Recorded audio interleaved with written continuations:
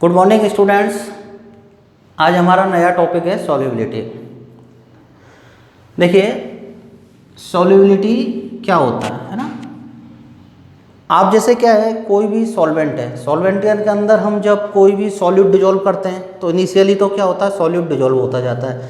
अब एक fix amount solute का डिजोल्व होने के बाद में क्या होता है, सॉल्यूट डिजोल्व होना बंद हो जाता है। जैसे सपोज आपने कोई एक ग्लास में पानी लिया, ठीक है। अब इसमें आपने क्या किया, शुगर मिक्स करना स्टार्ट किया, तो शुगर इनिशियली तो मिक्स होगी, लेकिन कुछ समय बाद क्या हुआ, शुगर मिक्स होना बंद हो जाएगी। तो इसका मतलब ये हुआ कि जो वाटर था हमारा, उसका जो हमने जो भी अमाउंट लिया है उसमें हमने मैक्सिमम अमाउंट शुगर का मिक्स कर दिया। उसके बाद फिर हम क्या है, इसके अंदर और शुगर मिक्स नहीं कर सकते। तो ये जो मैक्सिमम अमाउंट शुगर का गिवन अमाउंट ऑफ वाटर में डिजोल्व हुआ है, यही क्या है, शुगर की सॉल्युबिलिटी कहलाती है। इसका मतलब क्या हुआ, maximum amount of solute which can be dissolve in specific amount of solvent at constant temperature and pressure is known as solubility. ठीक है, तो यहाँ पर क्या है, टेम्परेचर और प्रेशर का कांस्टेंट होना जरूरी है, क्योंकि आपको मैं आगे बताऊंगा कि सॉल्युबिलिटी टेम्परेचर और प्रेशर के साथ वेरी करती है। ठीक है, अब देखिए आप शुरू से जानते हैं कि जब हम सॉल्यूट को सॉल्वेंट में डिजोल्व करते हैं तो ये प्रोसेस कहलाता है डिसोल्यूशन प्रोसेस। क्या कहलाता है, डिसोल्यूशन प्रोसेस कहलाता है। अब हमको दिखता नहीं है, जैसे क्या होता है कि सपोज हमने वाटर है, वाटर के अंदर शुगर मिक्स की, तो शुगर वाटर के अंदर मिक्स हो रही है।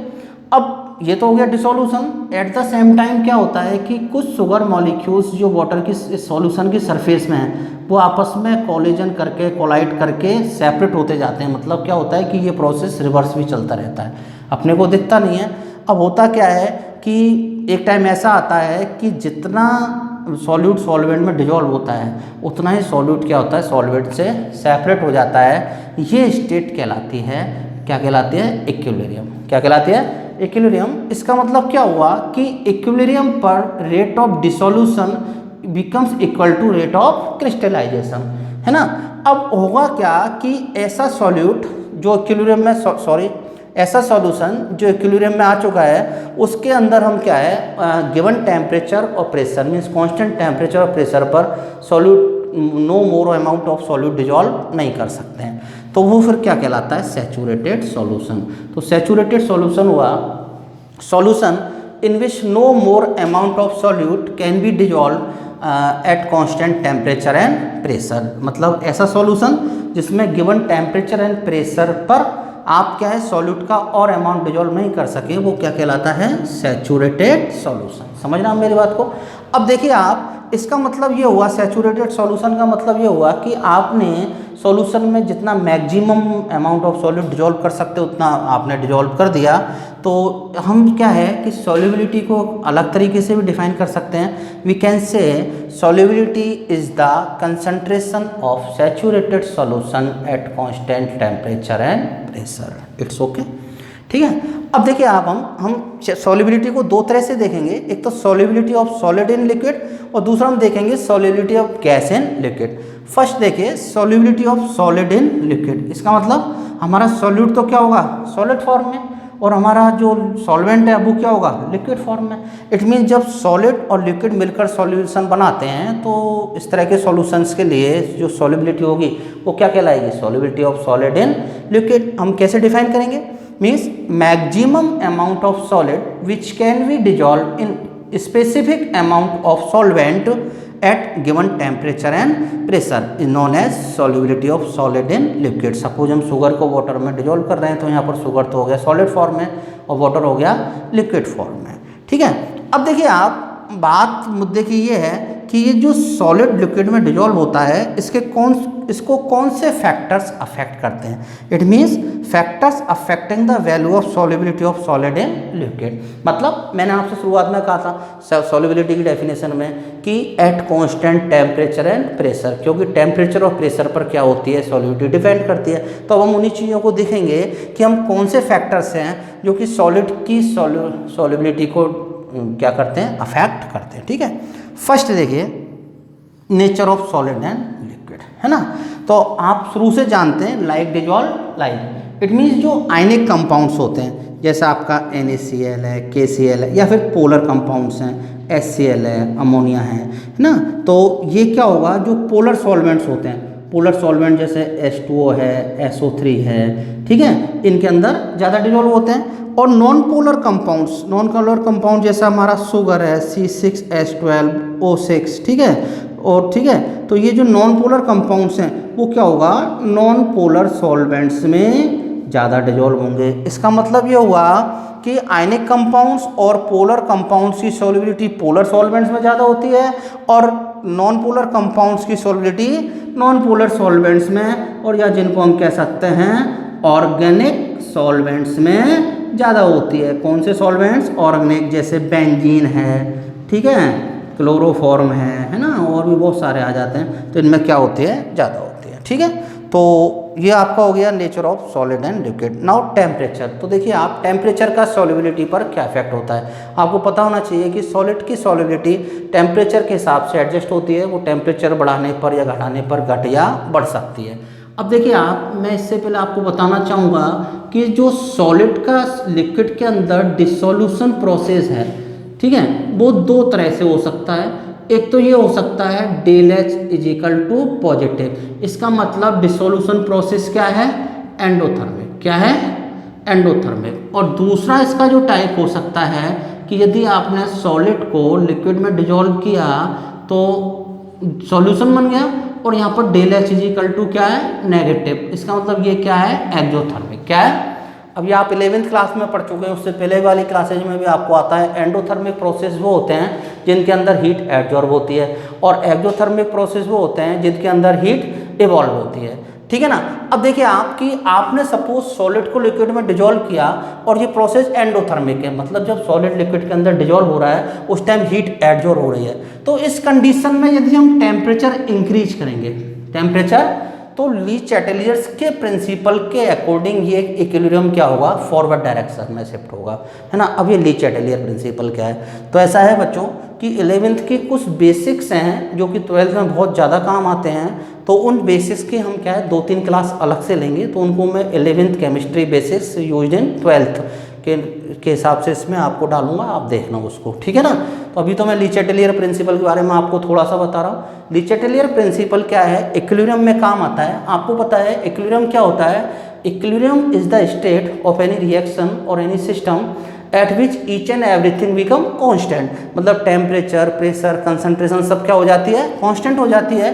अब क्या होता है, ली चैटेलियर ये कहता है कि यदि हम इक्विलिब्रियम पर कोई भी चेंज करें, इक्विलिब्रियम पर कोई भी चेंज करें तो इक्विलिब्रियम उस डायरेक्शन में शिफ्ट होता है जिस डायरेक्शन में किया गया चेंज अंडू हो जाए, जिस डायरेक्शन में किया गया चेंज अंडू हो जाए। और हम इसके बारे में डिटेल में हम जो बेसिक्स की हम क्लास लेंगे उसके अंदर बात करेंगे, ठीक है। तो अब देखिए आप कि ये प्रोसेस फॉरवर्ड डायरेक्शन में एंडोथर्मिक है। अब आपने टेम्परेचर राइज किया, टेम्परेचर राइज करने के अकॉर्डिंग क्या होगा कि ली चैटेलियर के अकॉर्डिंग जब आप टेम्परेचर राइज करेंगे तो बढ़ा हुआ टेम्परेचर किधर कंज्यूम होगा, फॉरवर्ड डायरेक्शन में। तो इसका मतलब ये प्रोसेस क्या होगा, आगे खिसक जाएगा, आगे खिसक जाएगा, तो इसका मतलब क्या होगा, सॉल्युबिलिटी बढ़ जाएगी। तो इस केस में यदि आप टेम्परेचर बढ़ाते हैं तो सॉल्युबिलिटी क्या होती है, बढ़ती है। और इसका उल्टा कि यदि टेम्परेचर घटाते हैं तो प्रोसेस क्या होगा, बैकवर्ड आएगा, तो इसका मतलब सॉल्युबिलिटी क्या होगी, डिक्रीज होगी। तो मैं वापस बता दूं आपको कि यदि कोई सॉलिड लिक्विड में डिजोल्व होता है और ये प्रोसेस यदि क्या है, एंडोथर्मिक है,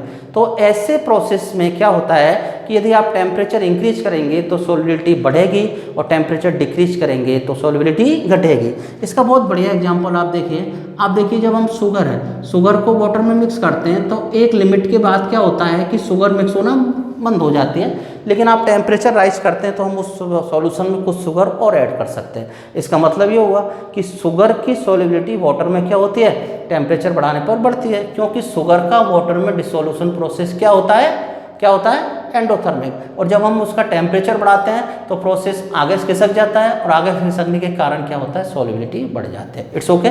नाउ यदि सॉलिड का लिक्विड में डिसोल्यूशन प्रोसेस एक्सोथर्मिक है, एक्सोथर्मिक मतलब ΔH नेगेटिव है, तो इस कंडीशन में आपको पता है कि कोई प्रोसेस फॉरवर्ड डायरेक्शन में एक्सोथर्मिक है तो बैकवर्ड में क्या होगा, एंडोथर्मिक होगा। अब इस कंडीशन में हम यदि टेम्परेचर बढ़ाएंगे तो बच्चों इक्विलिब्रियम किधर खिसकेगा, लिचेटिलिक के अकॉर्डिंग इक्विलिब्रियम किधर आएगा, बैकवर्ड आएगा। बैकवर्ड आएगा तो इसका मतलब ये हुआ कि यदि जो सॉलिड घुला हुआ है वो थोड़ा सा और निकल जाएगा, तो इसका मतलब क्या होगा, सॉलिडिटी डिक्रीज हो जाएगी। तो यदि कोई डिसोल्यूशन प्रोसेस क्या है, एक्जोथर्मिक है, तो उस कंडीशन में क्या होता है, टेम्परेचर बढ़ाने पर सॉलिबिलिटी क्या होती है, घट जाती है। सॉलिबिलिटी क्या होती है, घट जाती है। जैसे सपोज आप कैल्शियम कार्बोनेट है, कैल्शियम कार्बोनेट को वाटर में डिजोल्व कीजिए तो सॉल्यूशन बन जाएगा, बट प्रोसेस क्या है, एक्जोथर्मिक है। तो इसका मतलब कैल्शियम कार्बोनेट की सॉल्युबिलिटी क्या होता है, टेम्परेचर राइज करने पर घटती है। It's okay. तो देखिए आप, हम बात कर रहे हैं solubility of solid in liquid, तो इसमें सॉल्यूट तो होगा सॉलिड, सॉल्वेंट होगा लिक्विड। अब इसको कौन से फैक्टर इफेक्ट करेंगे, तो हमने पहला देखा nature of solid and liquid, तो आप देख रहे हैं लाइक डिजोल्व लाइक, जो आयनिक सॉल्यूट्स हैं वो पोलर सॉल्वेंट में ज़्यादा डिजोल्व होते हैं, और जो नॉन पोलर सॉल्यूट्स हैं वो नॉन पोलर सॉल्वेंट में ज़्यादा डिजोल्व होते हैं। टेम्परेचर का इफेक्ट मैंने अभी आपको बताया। अब देखिए प्रेशर, इफेक्ट ऑफ प्रेशर। तो आप देखिए प्रेशर का इफेक्ट कहाँ होता है, जहाँ कोई चीज़ कंप्रेसिबल होती है, एंड आपको पता है कि ओनली गैसेस कंप्रेसिबल होती है, solid and liquids both are incompressible. तो जब क्या होता है कि सॉलिड और लिक्विड दोनों ही क्या हैं, इनकम्प्रेसिबल है, तो इसका मतलब क्या हुआ कि सॉलिड की सॉल्युबिलिटी पर प्रेशर का कोई इफेक्ट नहीं होगा। इसका मतलब क्या हुआ, नो इफेक्ट। आप कोई सॉलिड है और लिक्विड में डिजोल्व है तो आप प्रेशर इंक्रीज कीजिए या डिक्रीज कीजिए, नो इफेक्ट। It's okay. अब देखिए आप सेकंड, आप देखिए solubility of gas in liquid, solubility of gas in liquid. तो बच्चों इसमें हमारा सॉल्यूट क्या किस फॉर्म में होगा, गैस, सॉल्वेंट किस में होगा, लिक्विड में। गैस और लिक्विड मिलकर क्या बना लेंगे, सॉल्यूशन। जैसे छोटा सा एग्जांपल आपको पता है, नाइट्रोजन है, वाटर में डिजोल्व होती है, तो ये क्या बना लेगी, सॉल्यूशन बना लेगी ना। अब मुद्दे की बात यह है कि गैस की सॉल्युबिलिटी को लिक्विड में कौन से फैक्टर्स अफेक्ट करते हैं, ठीक है, factors affecting the value of solubility of gas in liquid. तो वही बात आती है first, nature of gas and liquid. तो जैसा हमने आपको सॉलिड वाले में बताया था, लाइक डिजोल्व लाइक, तो इसी तरह से क्या होगा कि like gases dissolve more dissolve in like solvent. इसका मतलब जैसे पोलर गैसेज हैं, HCl है, SO2 है, अमोनिया है, तो ये सारी पोलर हैं। अब पोलर है तो ये किस में ज़्यादा डिजोल्व होंगी, वाटर में, क्योंकि वाटर भी क्या है, पोलर है ना। इसी तरह से आपकी नॉन पोलर गैसेज जो एटमॉस्फेयर में होती हैं, ठीक है ना, ये किस में ज़्यादा डिजोल्व होंगी, नॉन पोलर सॉल्वेंट्स में। किस में, नॉन पोलर सॉल्वेंट्स में। I will repeat, polar gases are more soluble in polar solvents and non polar gases are more soluble in non polar solvent. अब क्वेश्चन ये आता है कि सर जैसे एटमॉस्फेरिक गैस है, नाइट्रोजन, ऑक्सीजन, हाइड्रोजन, इनकी solubility water में कम होगी या ज़्यादा होगी, ऑब्वियसली कम होगी, बहुत कम होगी। क्यों होगी बहुत कम, क्योंकि ये नॉन पोलर है और वाटर क्या होता है, पोलर होता है। It's okay. नाउ टेम्परेचर, क्या टेम्परेचर। तो बच्चों देखो हमने आपको बताया था कि जो सॉलिड का डिसोल्यूशन प्रोसेस होता है वो क्या होता है मैं सॉलिड की बात कर रहा हूँ। सॉलिड का डिसोल्यूशन प्रोसेस एक्जोथर्मिक भी हो सकता है और एंडोथर्मिक भी हो सकता है। इसका मतलब सॉलिड्स की सॉल्युबिलिटी टेम्परेचर इंक्रीज करने पर बढ़ भी सकती है और घट भी सकती है। But you should know dissolution process of gas in liquid is always exothermic, always exothermic. इसका मतलब डेल एच नेगेटिव। इसका मतलब ये हुआ कि यदि कोई गैस कोई लिक्विड में डिजोल्व होती है तो हमेशा क्या होता है, हीट रिलीज होती है। क्या होता है, हीट रिलीज होती है ना। तो इसका मतलब ये भी हुआ कि गैसेस की सॉल्युबिलिटी टेम्परेचर इंक्रीज करने पर ऑलवेज डिक्रीज होगी, ऑलवेज। क्योंकि आप देखिए कि ये प्रोसेस फॉरवर्ड डायरेक्शन में एक्जोथर्मिक है, तो बैकवर्ड डायरेक्शन में क्या होगा, एंडोथर्मिक होगा। अब आपको पता है कि जब हम टेम्परेचर इंक्रीज करेंगे तो चैटेलियर प्रिंसिपल के अकॉर्डिंग क्या होगा, इक्विलिब्रियम बैकवर्ड डायरेक्शन में आएगा, बैकवर्ड आएगा। इसका मतलब कुछ जो गैस घुली है वो भी निकल जाएगी, तो इसका मतलब सॉल्युबिलिटी डिक्रीज होगी। इट मीन्स गैस के केस में यदि आप टेम्परेचर बढ़ाएंगे तो सॉल्युबिलिटी घटेगी, ठीक है। इसका देखिए आप, बहुत अच्छा एग्जाम्पल है। आपको पता है कि जैसे जैसे गर्मी बढ़ती है तो जो एक्वाटिक वाइटा है, आपकी फिशेज़ हैं और भी हैं, तो वो क्या सर्वाइव नहीं करती हैं, है ना। उसका क्या रीज़न है, क्या रीज़न है आपके हिसाब से? तो एक ही रीज़न, उनको गर्मी लगती है। नहीं, ये गर्मी सर्दी हमको लगती है, इनको नहीं लगती। होता क्या है कि हम लोग तो एटमॉस्फेयर से ऑक्सीजन इनहेल करते हैं, और जो पानी में जीव जंतु रहते हैं ये क्या करते हैं कि वाटर में जो डिजॉल्व जो ऑक्सीजन होती है ना उसका यूज करते हैं। अब आपको पता है कि नॉर्मल टेम्परेचर पर तो क्या होगा, वाटर में जो डिजॉल्व ऑक्सीजन है वो ज़्यादा होगी, समझ रहे ना। अब जैसे जैसे टेम्परेचर बढ़ेगा तो मैंने बताया कि ऑक्सीजन की सॉल्युबिलिटी क्या होगी, कम होगी। अब जब ऑक्सीजन की सॉल्युबिलिटी कम हो जाएगी तो इट मीन्स उसकी बॉडी में क्या होगा, ऑक्सीजन की कमी हो जाएगी। ऑक्सीजन कमी हो जाएगी तो वो सर्वाइव नहीं करेंगे।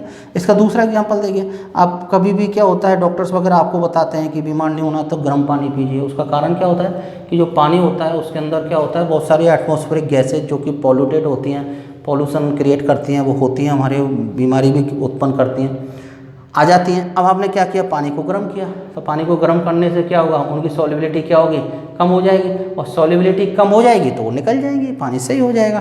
तो इसका मतलब क्या हुआ कि गैसेस की सॉल्युबिलिटी टेम्परेचर इंक्रीज करने पर हमेशा घटती है। It's okay.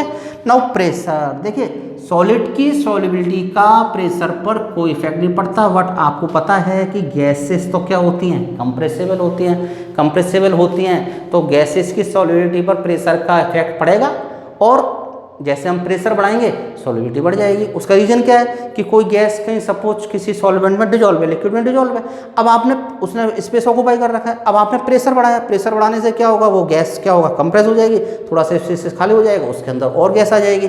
इसका मतलब क्या होगा, solubility of gas in liquid it increases on increasing the